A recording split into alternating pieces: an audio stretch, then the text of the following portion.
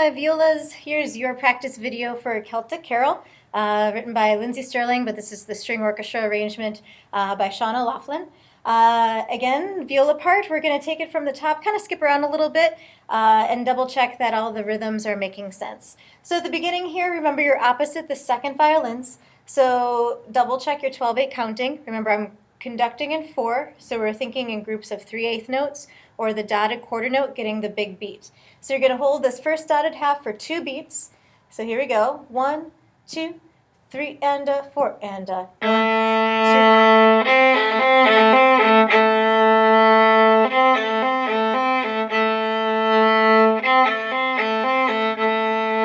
All right, you do that for a couple lines. All right, then after that, we're just going to change into more of that noodling between your 3 and your 1. So the third line down, again, just...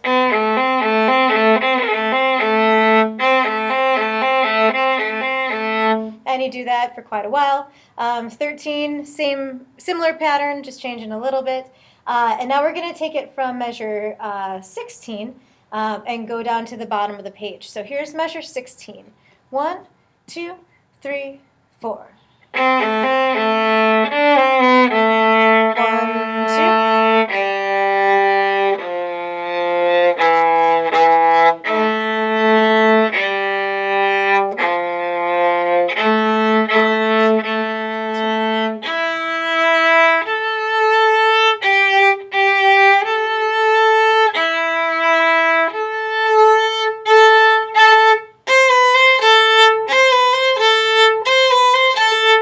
You keep doing that for a while until you get to 29.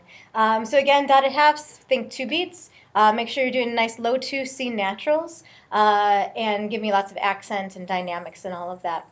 All right, so 29. I wrote in some of the counting for you so you know how many beats to wait for these rests. So you guys can figure that out. And now we're going to take your soli section at 33. Now remember, don't get thrown off. The cellos come in and basses come in about 1 beat before you. On the of 3, so you guys are coming in on the of 4 going into your main melody. All right, let's give this a try. Here we go. 33, 1, 2, 3, 4.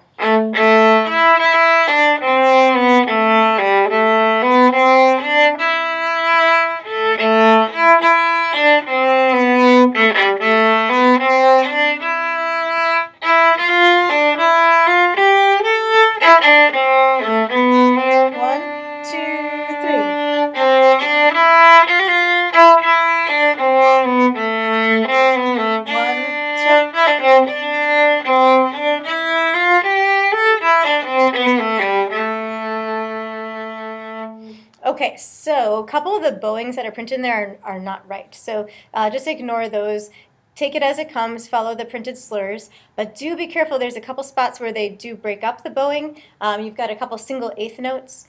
Where you see dashes above any eighth notes, you want just a little bit of separation, kind of like just a little bit of a hook bow.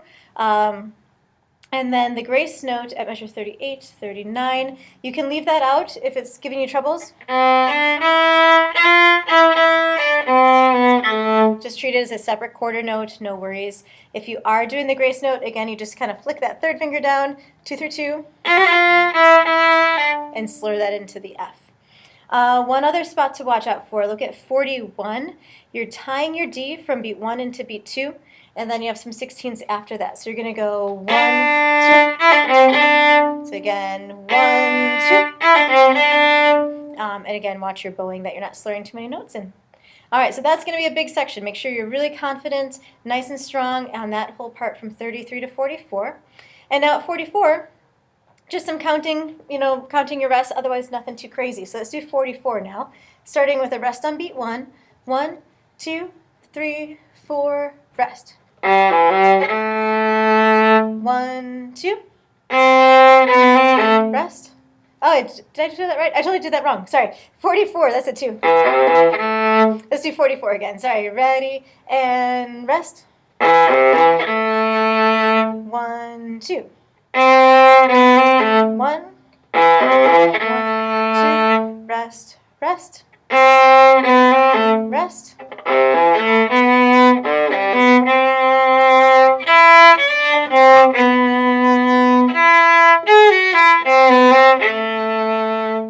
Nice. All right, so before 51 or before 52, 1, 2, 3 measures, that's 49. The quarter, 2/8 tied and quarter, think of that as a big triplet on the second half of the measure. So 1, 2, triplet, like that.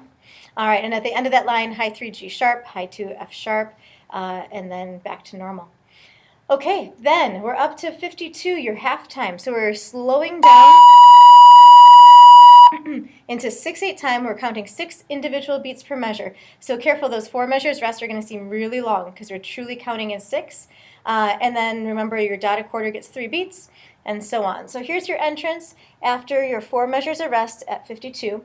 1, 2, 3, 4, 5, 6. 2, 3, 1, 2, 3, 1, 2, 3.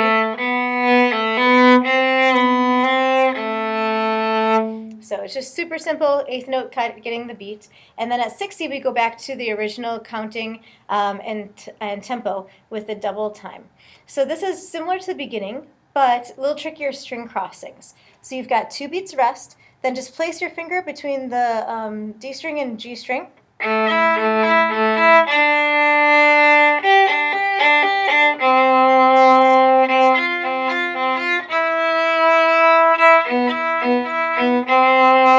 Really, really pretty. Just try to keep both fingers down as much as possible and just let your bow do all the work.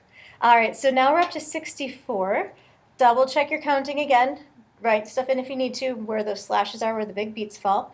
Here's 64. Ready, and...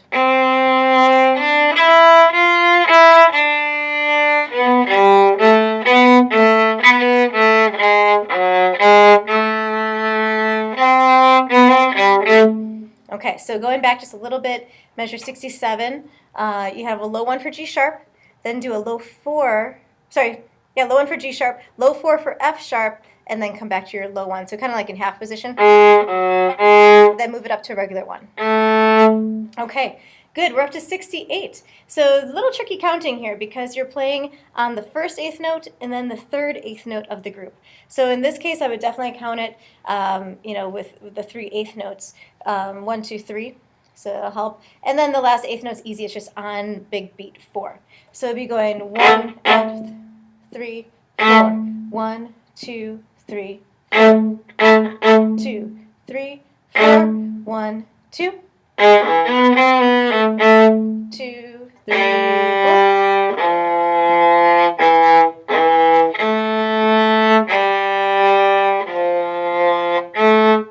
Well, that's just easy half notes after that. So I would go back to 68, do that a couple times, think 1, 2, 3, 4, and so on. All right, then moving on to the last page, similar to stuff we've had before, so 80, measure 80 is the same as 25 pretty much. 84 is pretty easy. Let's look at the rhythm in measure 89. So it's the 4th line down.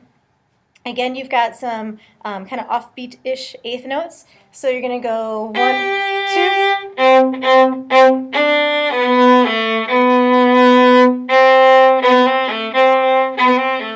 And it's easy after that. So one more time, 89, we'll go 1, 2.